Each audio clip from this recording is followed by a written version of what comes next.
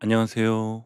이동일 목사와 함께하는 매일 성경 큐티 시간입니다.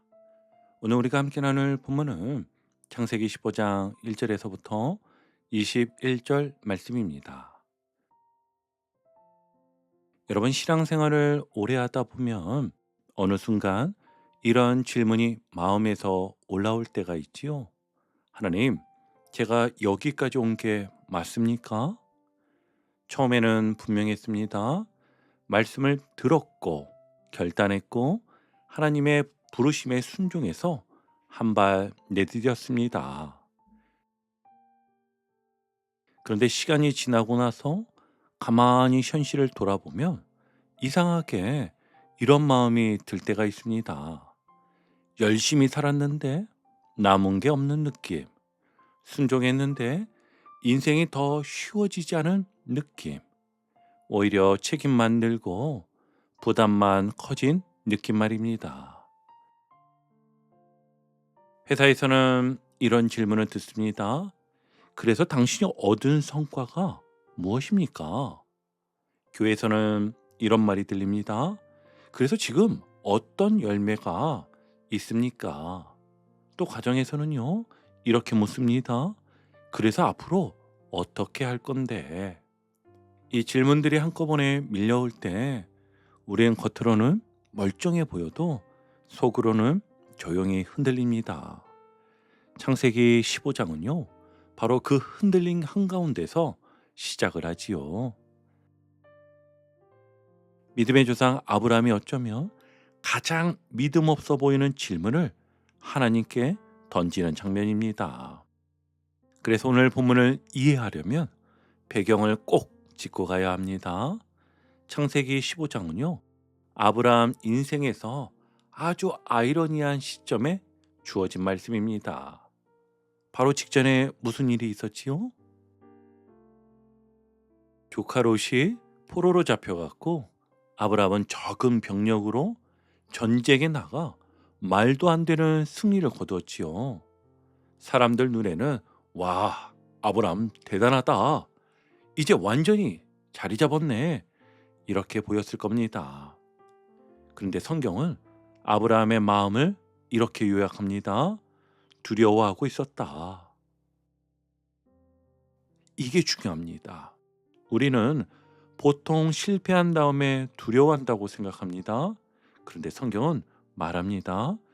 성공한 다음에 더 깊은 두려움이 찾아올 수 있다. 왜냐하면 그때 비로소 자기 자신의 한계와 실체가 보이기 때문입니다. 자, 이때 하나님이 오늘 말씀의 제목과 같이 별과 횃불의 언약을 주십니다. 우리 하나하나 나누어서 보겠습니다. 첫 번째는 별의 언약입니다. 1절을 천천히 함께 보면은요. 이후에 여호와의 말씀이 환상 중에 아브라함에게 임하여 이르시되 아브라함아 두려워하지 말라. 나는 네 방패요 너의 지극히 큰 상급이니라. 아멘. 여기서 이 후에라는 말을 절대 그냥 넘기면 안 됩니다. 이 말은요, 전쟁이 끝난 후, 사람들이 떠난 후, 혼자 남아 생각이 많아진 그때를 가리킵니다. 여러분, 하나님은 아브라함이 바쁠 때가 아니라 아브라함이 무너질 것 같은 그 순간에 찾아오십니다. 그리고 하나님은 아브라함의 질문을 기다리지도 않으시고 먼저 말씀하십니다. 두려워하지 말라. 왜입니까? 이미 아브라함의 마음이 두려움으로 가득 차 있었기 때문입니다. 하나님은요, 아브라함에게 나는 네 방패라 하십니다. 여러분, 방패가 무엇입니까? 공격을 막아주는 것이고요. 대신 맞아주는 거잖아요. 하나님은요, 내가 네 인생에 아무 일도 안 생기게 해주겠다. 이렇게 말씀하지 않으십니다. 문제가 와도 네가 무너지지 않게 내가 막아주겠다고 말씀을 하십니다. 요즘 식으로 말하면 이렇습니다. 회사에서 억울한 말이 날아올 때 관계 속에서 오해가 생길 때, 아무리 설명해도 이해받지 못할 때 그 말이 네 정체성이 되지 않게 내가 가려주겠다는 겁니다. 그리고 이어지는 말씀이 더 깊어집니다. 내가 너에게 상급을 주겠다가 아니라 이렇게 말씀하십니다.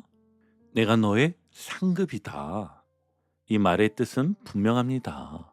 네 인생을 평가하는 기준은 성과가 아니라 나다. 아브라함은 땅도 없고 자식도 없고 눈에 보이는 결과도 없었습니다. 그런데 하나님은 그 아브라함에게 이렇게 말씀하십니다. 너는 이미 헛산 인생이 아니다. 내가 너의 상급이기 때문이다. 그럼에도 아브라함은 솔직하게 묻습니다. 2절과 3절을 볼게요. 아브라함이 이르되 주 여호와여 무엇을 내게 주시려 하나이까? 나는 자식이 없사오니 나의 상속자는 이 다메섹 사람 엘리에셀이니이다. 주께서 내게 씨를 주지 아니하셨으니 내 집에서 길린 자가 내 상속자가 될 것이니이다. 아멘. 여러분, 이 말은 불신의 말이 아닙니다. 믿기 때문에 묻는 질문이 있죠. 아브라함은 하나님을 주 여호와라고 부릅니다. 이미 주인으로 인정하고 있습니다. 하지만 현실은 변하지 않았습니다. 약속은 들었는데 10년이 지나도 아무 변화가 없습니다. 그래서 아브라함은 묻습니다. 하나님, 약속은 알겠는데 도대체 그 약속이 제 인생에서 어떻게 이어지는 겁니까? 이 질문, 우리 질문 아닙니까? 그래서 하나님은 설명하지 않으시고 이번에는 보여주십니다. 자, 5절 한번 볼게요. 그를 이끌고 밖으로 나가 이르시되 하늘을 우러러 무뼈를 셀 수 있나 보라. 또 그에게 이르시되 네 자손이 이와 같으리라. 아멘. 하나님은요, 아브라함을 집안에 두지 않으십니다. 손을 붙들고 밖으로 이끌어내십니다. 이게 중요합니다. 여러분, 하나님의 아브라함을 집안이 아니라 밖으로 데리고 나가신 데에는 분명한 이유가 있습니다.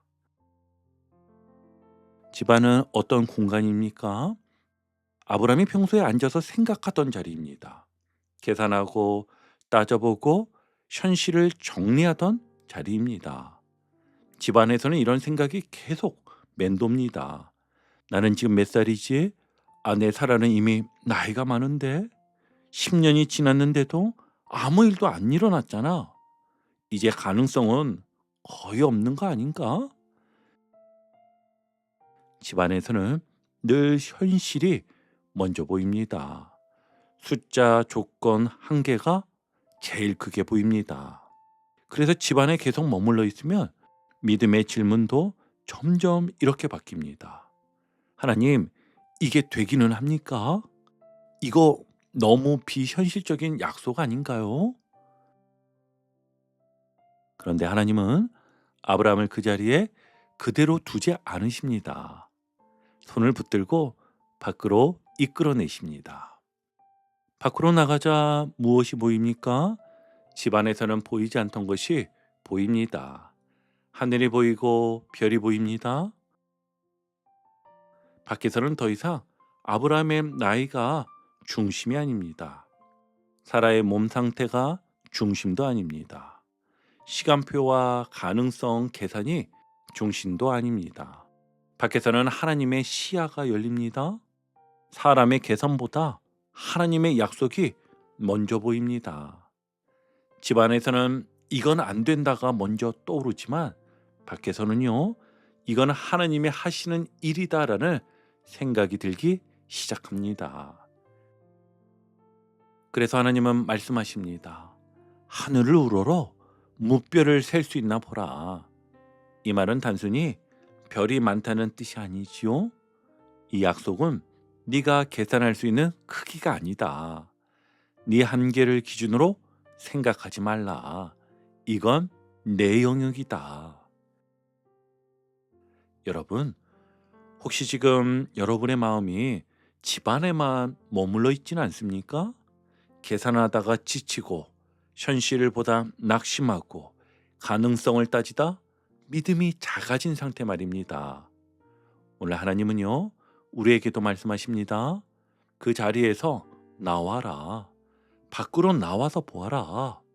집안은 지금의 현실을 보게 하지만 밖은요, 하나님이 보시는 미래를 보게 합니다. 그리고 성경에서 가장 중요한 한 문장, 6절이 나오지요. 아브라함이 여호와를 믿으니 여호와께서 이를 그의 의로 여기시고. 아멘. 아브라함이 한 일은 딱 하나입니다. 믿는 거. 그 믿음을 하나님이 의로 여기셨습니다. 이 말은 아브라함이 완벽해졌다는 뜻도 아니고 의심이 사라졌다는 뜻도 아닙니다. 하나님과의 관계가 바로 세워졌다는 것이지요. 이제 말씀을 우리 삶으로 가져와 보겠습니다. 요즘 여러분을 가장 흔드는 질문은 무엇입니까? 그래서 지금 뭐가 달라졌어? 그래서 그 믿음으로 무엇을 증명할 수 있어? 그래서 앞으로가 보이긴 해? 이 질문 앞에서 우리가 조용히 작아질 때가 있습니다. 그때 하나님은 오늘 아브라함에게 하신 말씀을 우리에게도 하십니다. 두려워하지 말라. 내가 너의 방패다. 내가 네 상급이다. 오늘 이렇게 고백해 보십시오.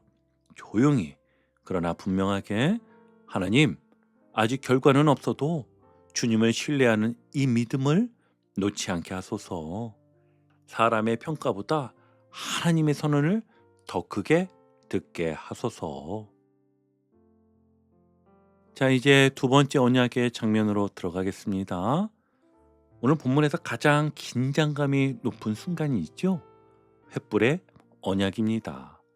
17절을 천천히 함께 보시면, 해가 져서 어두울 때에 연기 나는 화로가 보이며 타는 횃불이 쪼갠 고기 사이로 지나더라. 아멘. 여러분, 이 장면에서 우리가 반드시 던져야 할 질문이 하나 있습니다. 누가 지나갔습니까? 아브라함입니까? 아닙니다. 아브라함은 지나가지 않습니다. 하나님만 지나가십니다. 이게 오늘 본문의 핵심인데요. 이 언약은요, 쌍방 계약이 아니라 하나님이 혼자 책임지시는 일방적인 언약입니다. 보통 언약이라면 네가 지키면 나도 지킨다. 네가 약속을 어기면 나도 책임을 지지 않는다입니다. 그런데 이 언약은 다릅니다.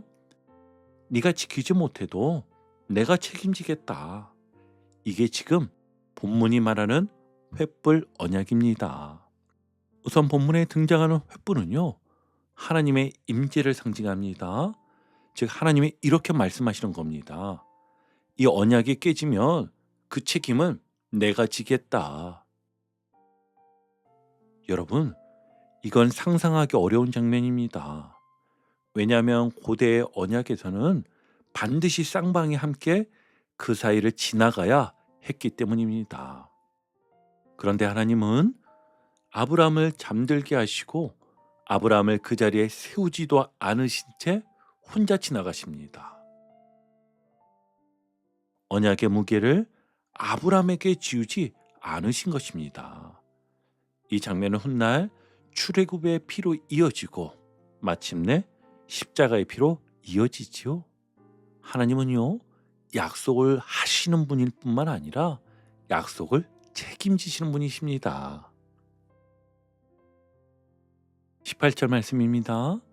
그날에 여호와께서 아브람과 더불어 언약을 세워 이르시되 내가 이 땅을 네 자손에게 주노니. 아멘. 여기서 분명해집니다. 이 언약의 기준은 아브람의 능력이 아닙니다. 아브람의 신실함도 아닙니다. 아브람의 완전함은 더더욱 아니지요. 하나님의 신실하심만이 기준입니다. 그래서 이 언약은 아브라함 한 사람의 이야기를 넘어 이스라엘의 역사로 이어지고 오늘 우리 믿음의 토대가 되지요. 여러분 혹시 이런 마음으로 살고 있지는 않습니까? 내가 무너지면 다 끝이야. 내가 흔들리면 하나님도 떠나실 거야.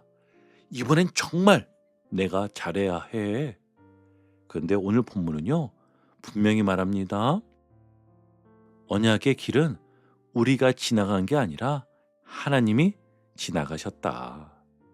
오늘 이렇게 고백해 보시길 바랍니다. 하나님, 제가 믿음을 붙드는 게 아니라 주님이 저를 붙들고 계심을 믿습니다. 넘어질까 봐 사는 인생이 아니라 붙들려 사는 인생이 되게 하소서. 이제 오늘 큐티를 정리하며 마무리하겠습니다. 오늘 창세기 15장은요. 이렇게 우리에게 말합니다. 별을 보여주시며 우리의 시선을 들어 올리시는 하나님. 횃불로 혼자 지나가며 언약의 책임을 지시는 하나님. 오늘 우리의 인생이 아직 별처럼 보이지 않아도 괜찮습니다. 왜냐하면 별은 우리가 만들어내는 결과가 아니라 하나님이 보여주시는 약속이기 때문입니다. 그리고 그 약속은 우리가 붙들고 가는 게 아니라 하나님이 끝까지 책임지십니다. 이 하나님을 신뢰하며 오늘 하루도 담대히 걸어가시기를 주님의 이름으로 축복합니다. 아멘. 오늘도 복음의 기쁨과 확신으로 승리하는 하루 되시길 축복합니다. 함께 해주셔서 감사합니다. 내일 큐티 시간에 다시 뵙겠습니다.